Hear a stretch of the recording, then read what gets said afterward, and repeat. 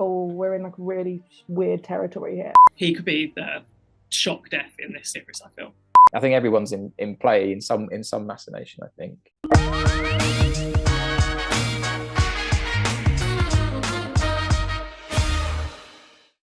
Hi everyone, and welcome to We Need to Talk About. It's our weekly video series where Digital Spy breaks down some of the biggest shows in the world. And this week we're back talking about House of Dragon, of course.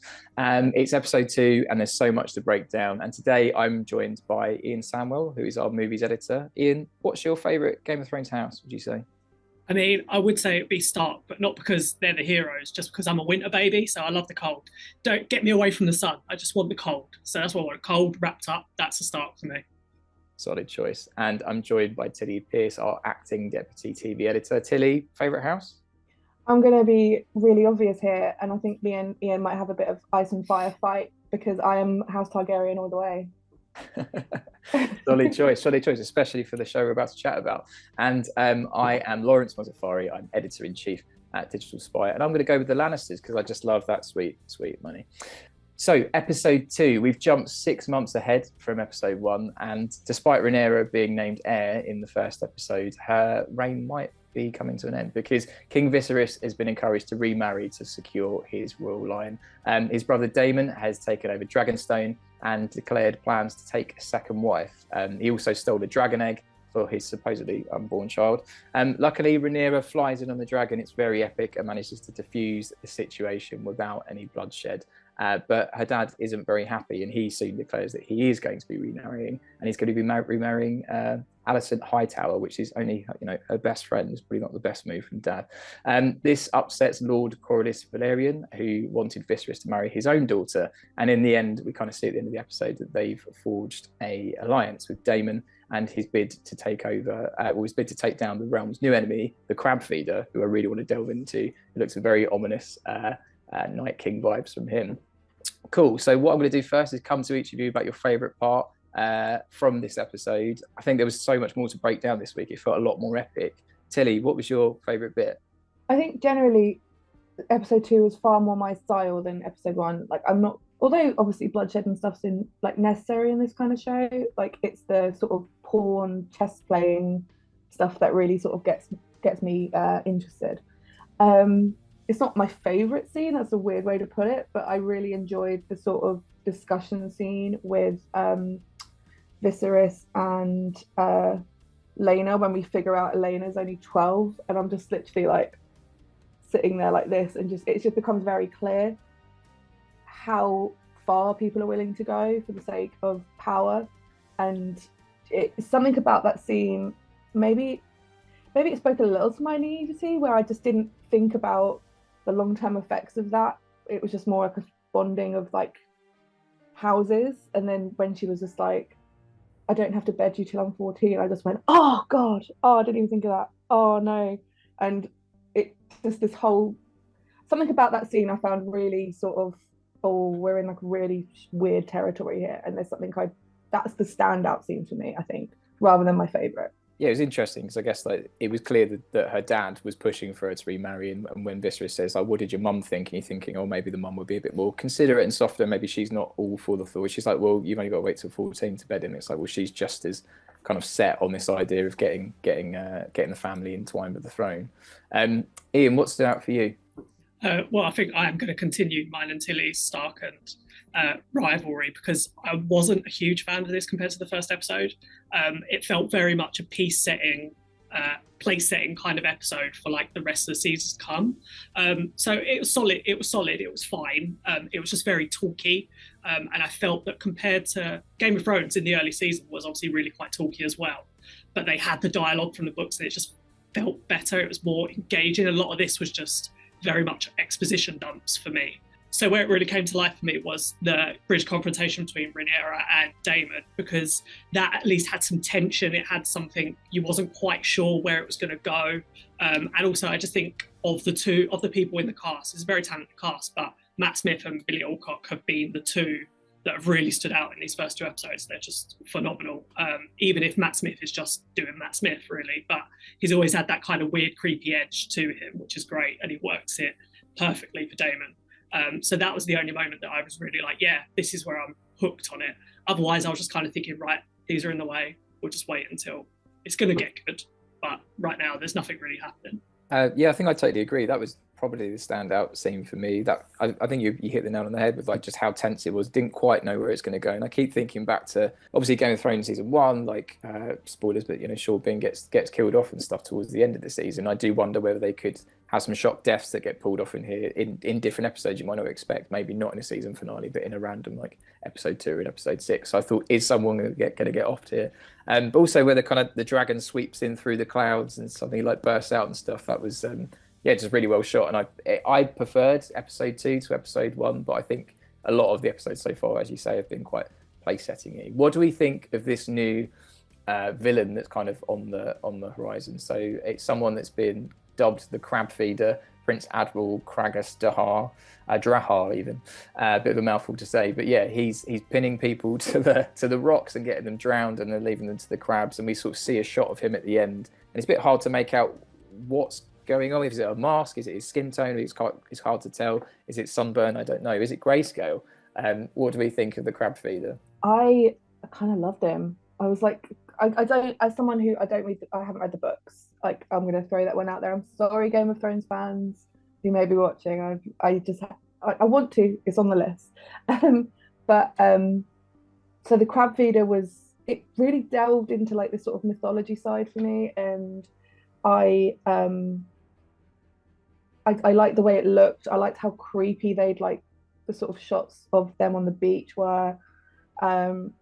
It got me interested, it got me curious, and it was like when you saw the Night King for the first time for me. I found it was just like, this is someone who could take everyone down, and you've just got to play it properly. And I found that really interesting. Yeah, I think, you know, that was a arresting opening to the episode, especially the small shots and not quite sure what was happening. Obviously, he had a little mention in the first episode, but it was in like another batch of exposition in the first episode, so you wasn't quite sure who he was or where he was. It had me trying to think of the map of Westeros and like where the stepstones were. Because it hadn't been mentioned in the first series or in the books really, and apart from the Fire and Ice is based on. And obviously, it feels like it's going to be the setting for whatever Damon's got planned next with Corlys. I will question whether he's going to be another Night King type character. I feel that like this series is going to be jumping ahead so quick in time that it feels like it's going to be a threat. He could be the threat of the week of next week. Obviously, I want to see more of him, but I do question at the moment whether he's going to be like the villain of this series or not yet. But we'll wait and see. I do kind of have a feeling that Corlys might become victim to him in like a theory. I feel like he is symbolic of a kind of enemy that they're taking for granted, and the only person that's really taking it seriously is Corlys. So like, I feel like he's the one that is therefore going to have to take the bullet for it. That's what I think anyway. Yeah. Well, picking up from your point, Ian, I think I'd agree. I don't think it'll be quite a Night King sort of level. I think it's just like it's the measuring stick you have for Game of Thrones, and is he Night King level or is he not Night King level? And I think it'd be interesting to see what the show does with him, because I guess one thing about the Night King is, as cool as he looked and as much he was built up, it was a bit flat and weird towards the end because he never spoke, and having this big ominous enemy that can't converse and be evil and be menacing, it's hard to play against. So I think whoever does end up being some sort of antagonist in this show, in this season or the second season that's just been confirmed, then they'll be speaking. I think it's probably a safe bet. But in terms of looks, it was a really interesting take, I think, to get something that looked just as eerie and just as kind of like stark and grabbing as the Night King. I hope he doesn't get offed, Tilly. That's quite a strong theory. Is there anyone else that we think could be for the chopping block this season or next season that we think isn't long for this world? Well, it's Game of Thrones, so no one's safe. But I can't help but feel there is this running theme of like men fight with their fists, women fight with their minds kind of thing. Yeah. And it's never paid off. It hasn't paid off for the men yet. So, and I doubt it's gonna. I think it's gonna be this whole thing about you have to play chess. Like, it's when you're being clever behind the scenes where things start paying off. So I think someone's gonna go in a bit gung-ho. Like Damon obviously is like an obvious kind of choice for that, because he does just sort of go in all guns blazing, literally. But somehow I don't think they're going to kill him off. I did wonder if Viserys might not make it very far, because he's got this injury on his finger, hasn't he, that they're quite worried about. And that the fact they went back to that again this week, and the gross bit with the maggots and stuff. Do we think that's kind of going to be like a bit like Robert Baratheon? Are we going to see the end of him sometime soon? Yeah, he's my other one. Yeah. Well, to be fair, I'm going to generally plead the fifth here because I know the book. So unless this series goes completely off track, I know exactly who's for the John book a lot. But I would say with the series, like, we know that the second half of the first season is going to deal with the Dance with the Dragons and the civil war between the two different sides of the family. So that kind of only really gets started once the king's gone. Like, otherwise there's no civil war there. Like, there needs to be that kind of air fight between the two. So yeah, I don't imagine he'll last out the season. As much as I love Paddy Considine and I'd love to see him carry on, but yeah, he's not gonna be there by the end. If I was gonna place a bet on anyone dying in the first season, it'll be that. Even halfway through, maybe, who knows? He could be the shock death in this series, I feel. Yeah, he definitely has a ticking clock over his head, doesn't he? I think, considering, I mean, for someone who doesn't read the books, I do know a fair bit about the Dance of Dragons, and just because that we know that's coming, we just know that there are certain things, people that are going to have to survive. So they're going to have to either deviate, or we're just going to have to accept that we know what's happening. It's an interesting dilemma, because that's the things lots of prequels struggle with when they're coming off the back of, a big original IP. There's people that have to survive, as you say, that it takes the tension out of it. But I guess they kind of moved away to an extent in the later series of Game of Thrones from the books, because they weren't written. They had the kind of building blocks of what was supposed to happen, but obviously we know how that turned out and how the fans reacted to that. So I do wonder with this whether they'll feel compelled to stick even closer to the source material, especially with George R.R. Martin being more of an executive producer and supposedly more involved this time around. Do we think that they'll end up sticking even more diligently to the books? And do we think does that take some of the tension out of this show, because so many people might know those sort of points that are coming? Yeah, I think there were still bits, even when Game of Thrones was going off the books, there were still bits where they turned and went off-piste for what the book was. Like Lady Stoneheart never came into the series, despite the fact that obviously it was a huge thing in the later books that we've read. So I think there'll be little bits where they can move away from it, and I feel they need to make it worthwhile. Otherwise, it will be this feeling of like, well, this is a prequel, we know exactly where it's going. I feel that it's separated enough with the 150 odd years before Game of Thrones that they can make little changes here and there. But obviously with the major characters, they probably can't, because obviously the line of succession, and it's got to eventually lead to where we met at the start of Game of Thrones. But I feel the timeline at least gives them some flexibility, or I hope it gives them some flexibility of doing something that will surprise anyone who actually knows the books as well. Yeah, I mean, going back to the marriage of Alicent Hightower and of the proposed marriage of Corlys's daughter, I knew that wasn't going to happen. Like, he wasn't going to marry a 12-year-old, but I felt that might be where it deviated during that conversation that I brought up earlier, because I kind of felt like they could have used another reason for the marriage to be called off rather than the fact that she was 12. And they do like to shock in that way, and I wouldn't say they would go so far as to like actually have them get married or anything like that, but the sort of the marriage of a 12-year-old to an adult in this world is kind of normal, which is horrible to think about, but it's his morals that stop it. But before that, it could have just been anything else. Like, yeah, sure, I'll marry you because we need to get the two families together. That makes total sense to me. And then later on the line, Corlys deceives him, and that's why the split happens. But like, I thought they might have kept that idea running as like a tension thing for a while, rather than just cutting it off straight from the get. Like, I was quite surprised by that. It was intriguing with that storyline. I think that they are kind of playing him as a good guy. I kind of feel deep down. So like, it almost felt like his reluctance to marry someone so young felt out of step with probably the morals of the world, and people that are just trying to secure a line to the throne, they probably would just do that because they're all under the pursuit of power. So I thought maybe that wouldn't happen, especially with the conversation he has with Rhaenyra. He's like, I loved your mother, she meant so much to me, she appreciated hearing that, and I thought they kind of connected. But then the next scene is like, oh yeah, but I'm marrying your best mate. And he told her best friend to, like, he knew that they were obviously close enough to say, you know, don't tell Rhaenyra about our conversations and stuff. So he knew that there's a connection there. He's oblivious to it. So, you know, how much of a good guy is he really? Yes, he has some morals and some considerations, but he's still doing something that's going to massively upset his daughter off. They just had that big connection and kind of had a heart-to-heart, when it would have been a perfect time for him to say, well, the one person that does make sense for me to marry is Alicent. What did we think about that? The fact he just kind of didn't discuss that with Rhaenyra. There is part of me that feels like he kind of just made the decision on the fly. Mm.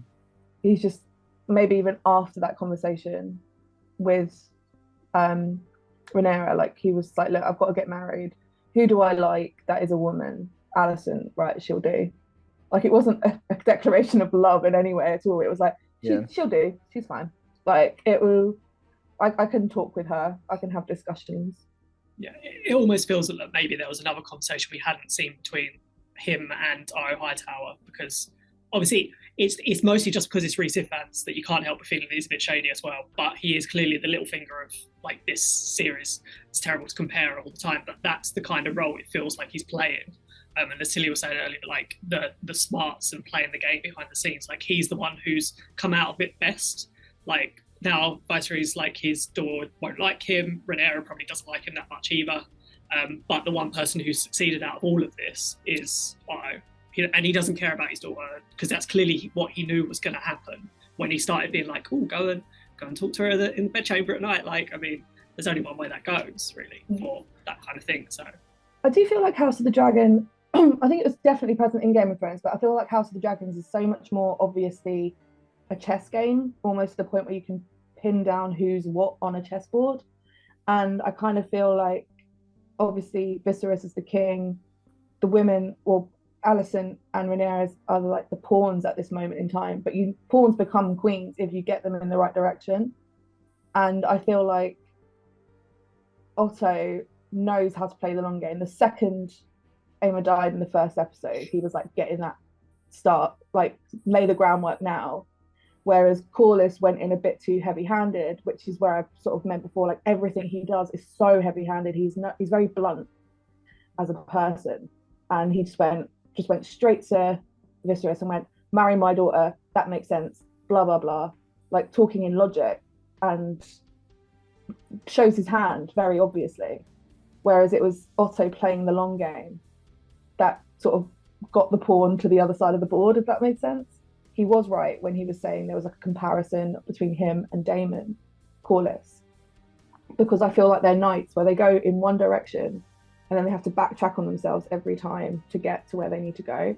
And I really do, in my head, see it play out like a chessboard. It's really weird. I'm not sure if that's just me or if that's just how my mind works. The way I thought of it, they did a Game of Thrones Telltale game, and there's been like the Walking Dead Telltale game. There's kind of like decisions where, like, if you spurn someone and upset someone, you've got two people and two choices, and one makes one person happy and upsets the other. And I thought very clearly that the Lord Valyrian, like, was going to be upset. It was only going to go badly. But, like, I get the completely don't marry a 14-year-old. Like, that's the right decision.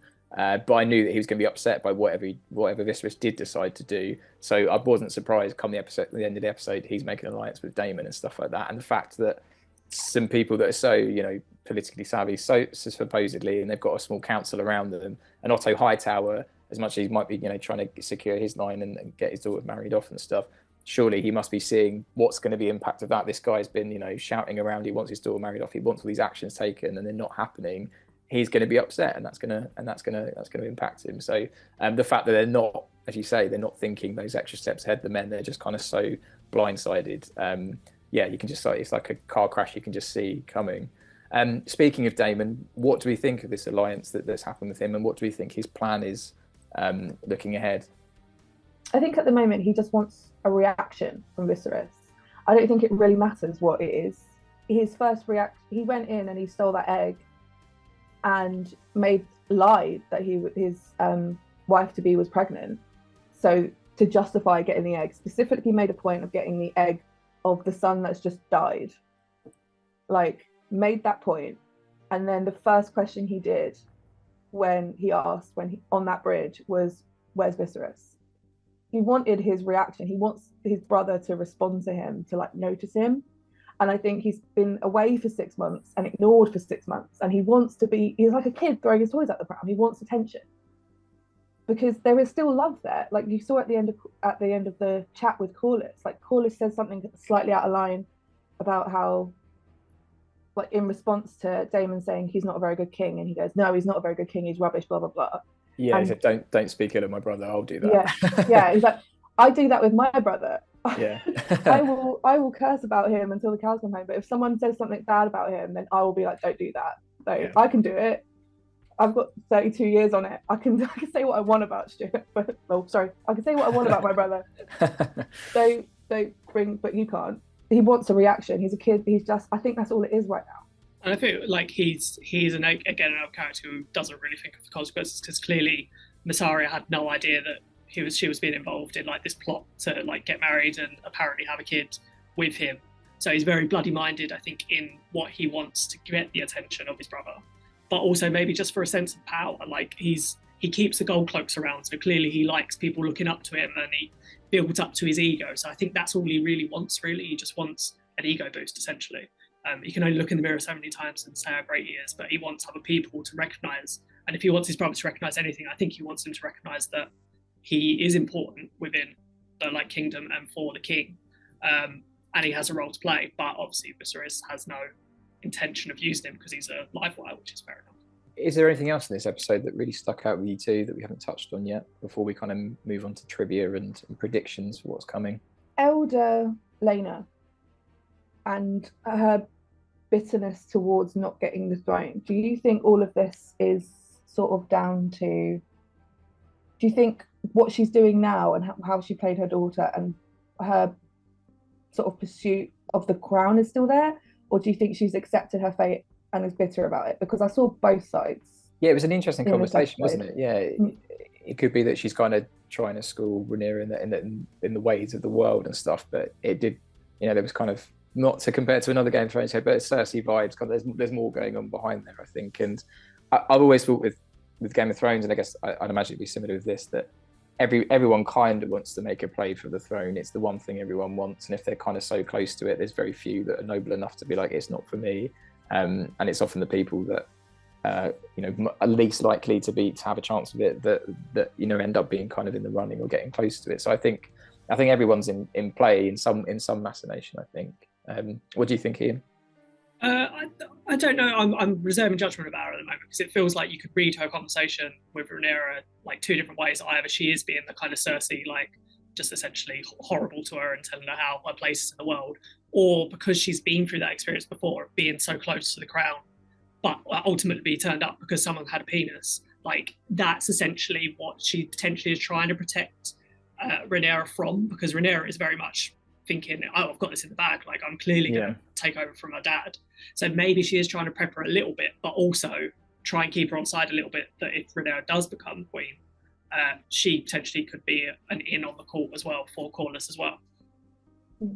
I find the Cersei comparison interesting, because I kind of felt she was like the anti-Cersei.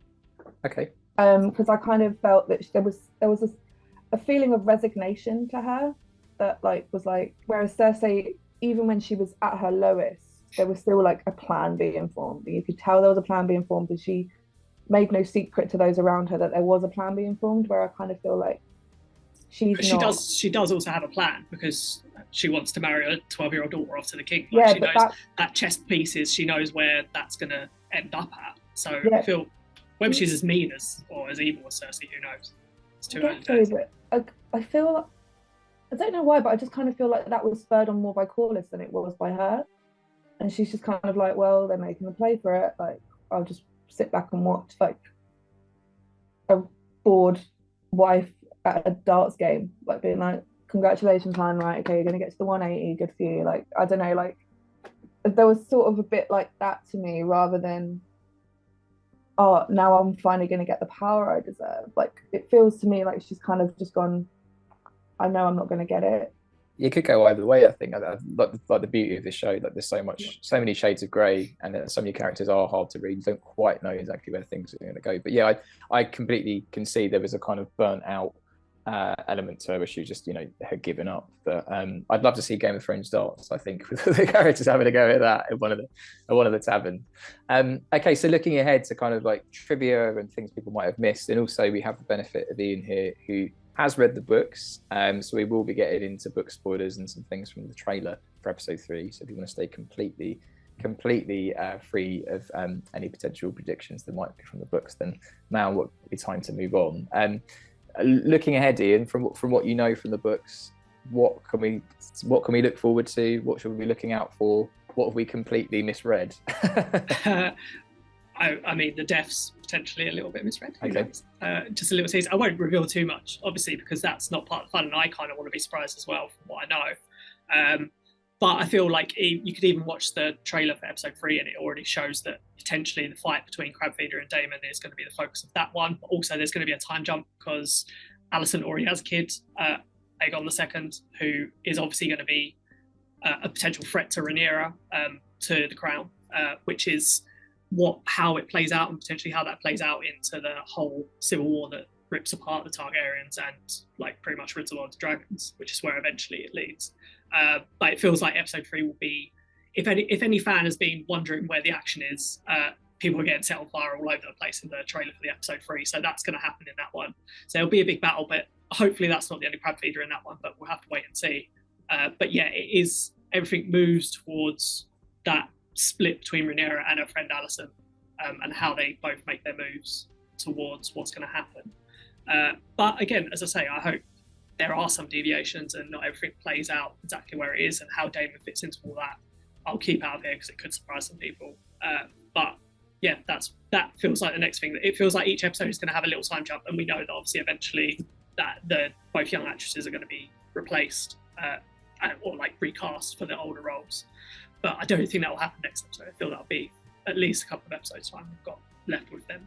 Yeah. My kind of thought with those two is that given the kind of show that Game of Thrones has been and the things we've seen in previous storylines, is there a chance of some sort of horrible incestuous alliance between Damon and Rhaenyra, especially when there's a time jump coming? She's going to be older. She's not going to be a 16-year-old anymore. She's going to be a woman much into her 20s or beyond. So is that what's coming, and how do we feel about that potentially? Am I way off? Because some of the conversations, it's been again hard to read where they're trying to steer it. I can see it coming. They certainly had a bit of a flirt in the first episode. Mm-hmm. A little bit.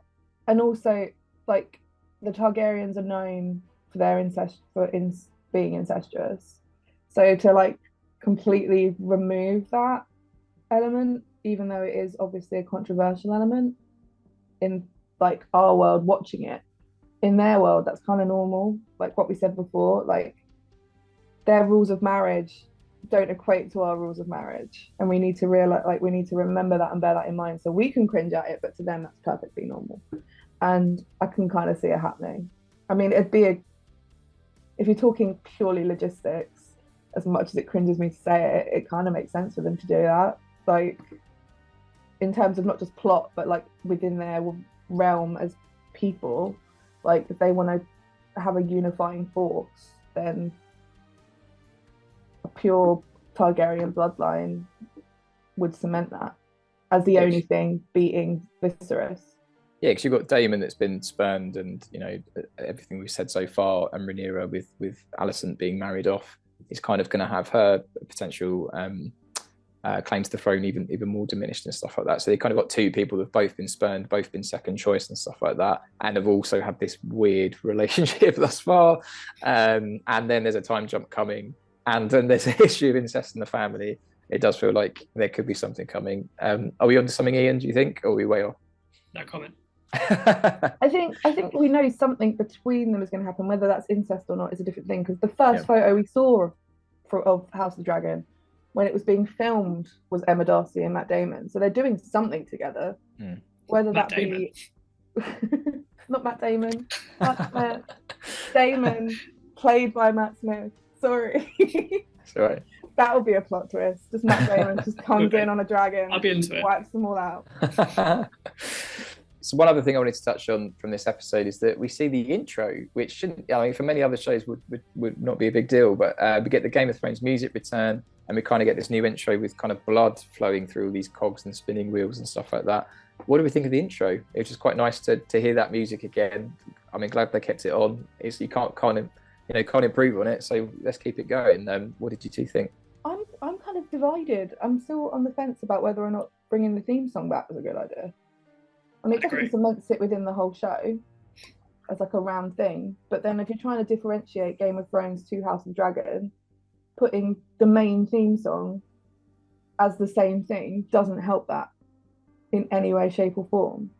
I kind of feel like it needed to have Game of Thrones elements, but then like went off in its own direction at some point. Like, yeah, I think it could have started off with that the tone that everyone knows, because everyone knows the beginning. They might think they know the rest of it, but like the beginning is what sticks in your mind. So you could easily move away from that. I just feel like it speaks to a lot of my frustrations for these first two episodes, that it just brings you into mind of like, oh, we're just going to give you Game of Thrones again. But like the early seasons, the ones you liked, like we're going to give you those kind of talky political scenes rather than like the later season. And I feel that, like, as we alluded to earlier, like prequel series are always fighting against the fact that you know what's going to happen. And if you end up just doing the same thing again, it just becomes a bit, not a chore to watch as such, but it's just like, oh, it's this again. And I understood that in the first episode where they were like, oh, hey, you remember this location? What about this location? You remember this family and that family? Like, that's fine. But it feels like they do need to move on. I'll bring up like Better Call Saul as like a prequel series that absolutely outshone everything and possibly equaled, if not better, Breaking Bad, where it kind of gave you what you thought you wanted, but then gave you something totally different as well. Like, it recontextualized bits from Breaking Bad that you knew about Saul Goodman and changed completely your view on them. Whereas I don't necessarily know that House of the Dragon yet has the smarts to do that or change certain things you think. I hope it does. But it feels like the first two episodes have just been a bit over familiar, even to the extent of like the backroom dealings and all that political stuff, which is still fun to watch. It's just, it's the same, really. I can see that. I guess, I mean, from a branding point of view for a show, for such a huge thing, I can see why they kept the music on. I thought it was also interesting when you kind of look at the titles. It's HBO, Game of Thrones, House of Dragon. It's very prominently got the Game of Thrones lingering it there. And I thought that was interesting because I thought they were going to try and move it quite far away and just make it House of Dragon. And maybe they were worried about people not realizing, but it's such a good bit of music and a very different comparison. But, you know, the Star Wars music, every Star Wars film opens with the same Star Wars crawl and stuff like that. And I can get it from that perspective. But I guess to one extent is a missed opportunity to maybe make another great piece of music which could have been synonymous with this. And it's an interesting point around Better Call Saul, because I was thinking that just before you said it. I guess what I would say that the earlier seasons of Better Call Saul, though they were towards the end, it was definitely fantastic, comparable, maybe better as you say than Breaking Bad, but there was a slow crawl to get there, I think, in those first few seasons. But I guess maybe it's harder to do it with House of Dragon because it is so much further ahead. Unless you really know your lore and your family lineages and stuff like that, there might be some great payoffs about why decisions are made and why those sort of alliances happen and stuff, because it's so much further ahead, maybe harder to do. But if we keep doing time jumps, then maybe they could nail it. Who knows?